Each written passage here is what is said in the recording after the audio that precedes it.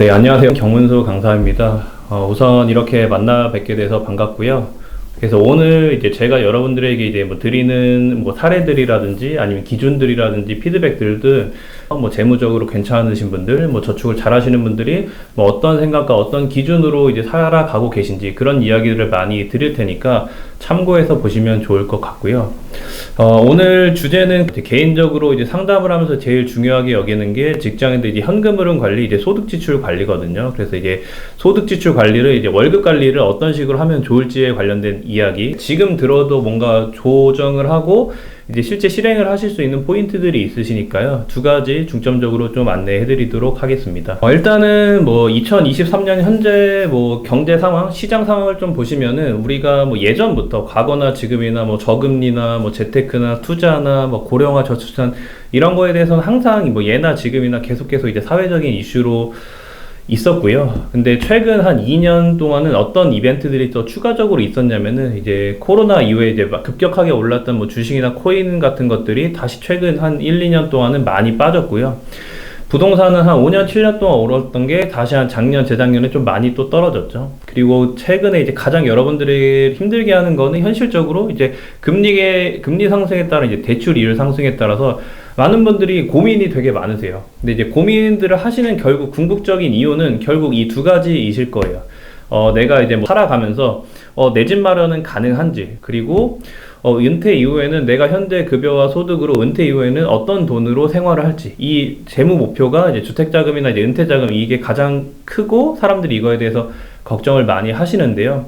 실제 사람들이 이런 고민을 계속 하시다 보면은 결국에는 이런 결론에 도달들을 하시는 것 같아요. 월급만으로는 답이 없다. 월급만으로는 답이 없고, 뭐, 다른 뭐, 투자나 어떤 다른 것들을 해야겠다. 이런 얘기들을 많이 하시는데, 실제 제가 이제 현장에서 많은 임직원분들을 상담을 하고, 저 역시도 이제 제가 제 돈을 모으고 제 집을 사면서 이제 느끼는 건데, 월급만으로는 답이 없지는 않거든요. 임직원들, 특히 이제 직장이 괜찮게 들어가신 이제 대기업 다니시는 분들 같은 경우에는 충분히 이제 월급만으로도 어느 정도 해결할 수 있는 부분들이 있으니까 그 부분을 먼저 좀 이야기 드리도록 하겠습니다. 많은 분들이 최근에는 어떤 주식이나 어떤 ETF나 어떤 코인이나 특정 상품적인 거에서 이제 포커스를 맞추시는 것 같아요. 특정 상품적인 거나 아니면은 뭐 운용 수수료, 뭐 0.1%가 높다, 0.2%가 낮다, 뭐 이런 거에 의해서 특정 상품 쪽에 포커스를 맞춰서 이제 저축을 하는데, 반대로 좀 저축을 많이 하고 재무적으로 괜찮으신 분들 같은 경우에는 오히려 뭐 어떤 투자나 어떤 뭐 펀드나 어떤 ETF 이런 고민보다는 그냥 단순하게 적금만 하든지 아니면 그냥 대출 상환만 하는 분들도 되게 많거든요. 좀 어떤 이야기를 드리고 싶냐면은, 많은 사람들이 내가 어떤 투자 상품에 투자하는지는 관심을 갖는데 내가 한 달에 얼마큼 저축을 하고 있는지는 상대적으로 관심이 덜 하세요. 어떻게 보면 사실 굉장히 중요한 건데, 한 달에 뭐 A 유형의 사람은 한 달에 100만 원씩 저축을 하고요. B 유형에 있는 사람은 한 달에 200만 원씩 저축을 해요. 이제 절대적인 금액 차이로만 놓고 보게 되면은 한 달에 100만 원 정도 차이가 나다 보니까 뭐 저축 성향이 상대적으로 안 좋은 분들은 이제 A처럼 저축을 하고 계실 거고, 저축 성향이 괜찮으신 분들 같은 경우는 B처럼 저축을 하고 계실 텐데, 금액적인 차이로는 100만 원이지만 수익률적인 측면으로는 매달 수익률이 100% 차이 나는 거예요. 절대 A 유형의 직장인들은 B 유형의 직장인들을 절대 이길 수가 없으세요. 1차적으로 내가 A 유형에 있는 사람인지 B 유형에 있는 사람인지 먼저 좀 체크를 해보시면 좋을 것 같고, 이게 왜 중요하냐면은 한 달에 이제 뭐 100만 원씩 저축하면 1년에 뭐 1200만 원, 이제 B 유형에 있는 사람은 1년에 한 2500씩 모이고, 뭐 2년, 3년, 4년이면은 B 유형에 있는 사람들은 투자 여부랑 상관없이 근로소득만으로, 저축만으로, 원금만으로도 1억 정도를 모으실 수가 있어요. 이게 제가 항상 사람들한테 강조하면서 이야기 드리는 게, 1억이라는 돈을 얼마 안에 모을 수 있을지 굉장히 고민을 많이 해보라고 이야기 드리거든요. 1억이라는 돈은 그냥 단순하게 얘기하면 되게 커 보이지만 한 달에 200씩 저축하는 게 어떻게 보면 또 그게 상대적으로는 그렇게까지 어렵거나 멀게 느껴지지도 않거든요. 그래서 한 달에 200씩만 저축을 하면은 투자 여부랑 상관없이 4년이면 1억씩 모으실 수 있어요. 반면에 A 유형에 있는 사람들은 1년에 모아지는 금액이 1000만 원이다 보니까 뭔가 동기부여 자체가 안 되는 거예요. 그냥 내가 진짜 한 10년을 모아야지 1억이 모이겠거나. 그래서 내가 일단 A 유형에 있는 사람인지 B 유형에 있는 사람인지 좀 체크를 해보시면 좋을 것 같고, 근데 해당 회사가 성과상여금으로 연에 뭐 1000이나 뭐 1500, 뭐 한 500 이상을 준다. 그러면은 이제 월급 이외에도 성과상여금도 저축이 되겠죠. 그래서 직장 괜찮으신 대기업 다니시는 분들 같은 경우에는 저축 성향이 좋은 분들은 1년에 3,000, 3,500씩 모으시는 분들도 많이 계세요. 그러면은 그런 분들 같은 경우에는 3년에 1억씩 그냥 돈이 모이는 거예요. 그래서 이 얘기를 조금 신경을 쓰시면 좋을 것 같고, 이게 이제 왜 중요하냐면은 우리가 요즘에는 출산도 많이 안 하고 결혼도 많이 안 하긴 하지만 그래도 결혼은 어느 정도 하는 아직까지는 상황이긴 한데, 우리가 뭐 결혼을 한다면은 A 유형의 사람과 A 유형의 사람이 만나는 경우도 있고 A랑 B랑 만나는 경우도 있고 B랑 B랑 만나는 케이스도 있어요. 그러면은 이제 A랑 A랑 만나는 부부와 B랑 B랑 부부의 어떻게 보면 자산 사회적인 출발 시작이 좀 많이 달라진다는 거예요. 얼마큼 저축을 하는 게 많이 하냐 이렇게 물어보실 것 같은데, 저는 항상 드리는 가이드가 소득의 세후 소득의 한 60% 이상 저축하자고 가이드를 드려요. 이제 기혼이나 자녀가 있는 분들은 또 다르긴 하지만 기본적으로 자녀가 없거나 미혼이신 분들 같은 경우에는 내 세후 소득의 한 60% 정도 저축은 하자고 이야기 드려요.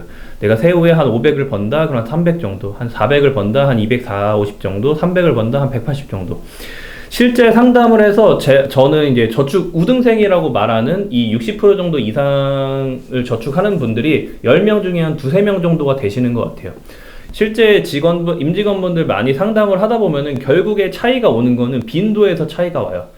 뭐 어떤 얘기냐면은 요즘에는 생활 수준이 다 올라갔잖아요. 비슷한 옷 입고 비슷한 것들 먹고 비슷한 곳으로 다 놀러 가고 여가 생활도 다 비슷해요.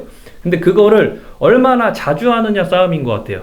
어떤 분들은 해외여행 뭐 1년에 한 번 정도 가는 사람 있는 반면에 어떤 사람은 1년에 해외여행, 국내여행 뭐 3~4번, 4~5번씩 가는 분들도 계시고요. 어떤 분들은 1년에 계절에 뭐 옷 한두 번 사는 분들이 있는 반면에 어떤 분들은 이제 매달 옷을 사는 분들도 계시고, 뭐 호텔이나 뭐 요즘에 뭐 오마카세 이런 얘기도 많이 나오는데 다 그런 것 같아요. 1년에 뭐 한두 번씩 하는 거랑 이런 거를 얼마나 자주 하느냐에 따라서 실제 모아지는 금액이 다른 것 같고, 혹시 2017년도 최고 유행어 아시나요? 재테크적으로나 재무적으로. 아마 답을 말씀드리면은 다들 아시긴 할 건데, 욜로라는 거예요, 욜로. 다들 들어보셨죠? 이제 욜로라는 단어 이제 많이 들어보셨을 텐데, 중요한 게 요즘에 뭐 네이버나 뭐 언론에 보면은 욜로라는 단어가 나오나요? 네이버 메인 기사에? 아마 찾아보기 힘들 거예요. 그러니까 뭐 대출이자도 많이 올랐고, 대출이율도, 부동산도, 주식도 이제 변동성이 커지면서 요즘에는 뭐 욜로라는 얘기 자체가 아예 싹 없어졌어요. 그래서 예전에 뭐 한 5~6년 전에 저희끼리는 그런 얘기 많이 했거든요. 욜로 외치던 사람들 골로 갈 거라고. 근데 진짜 어떻게 보면 많이들 요즘에는 이런 얘기는 싹 사라졌다고 보시면 좋을 것 같고, 그래서 다시 좀 돌아가서 우리가 아까 결혼을 하는 케이스를 이야기 드렸잖아요. 그러면 3가지 케이스가 있어요. A랑 A, B, BB. 그러면은 A 첫 번째 케이스 같은 경우에는 모아져 있는 종잣돈 수준이 한 5천에서 1억 정도고요. 두 번째는 한 1억에서 1억 5천, 세 번째는 한 2억에서 2억 5천 정도가 되는 거예요.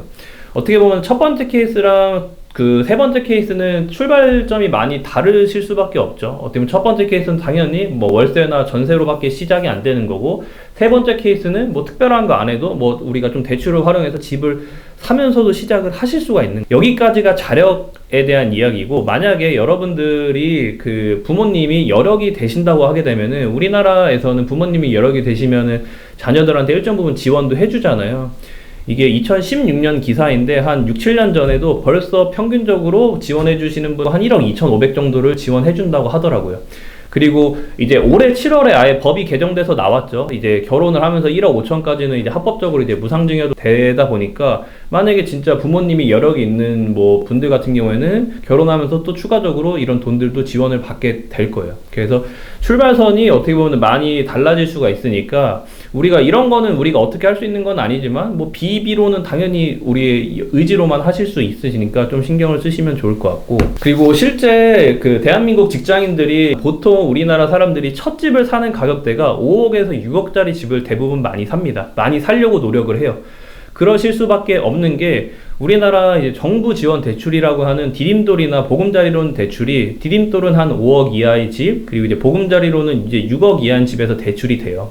그리고 이제 담보대출 같은 경우에는 보통 한 50에서 요즘에 60~70%까지도 되다 보니까, 만약에 6억짜리 집을 사는데 한 60% 대출을 받으면은 3억 6천이 대출이 되는 거고, 결국 우리한테 필요한 자금은 2억 4천이잖아요. 그럼 개인이 뭐 1억 5천씩 이렇게 모으게 되면은 뭐 두 분 이제 해가지고 자력으로 사실 집을 사는 게 그렇게 어렵거나 특별한 케이스는 아니기 때문에 계속 이 이야기를 드리는 거고요.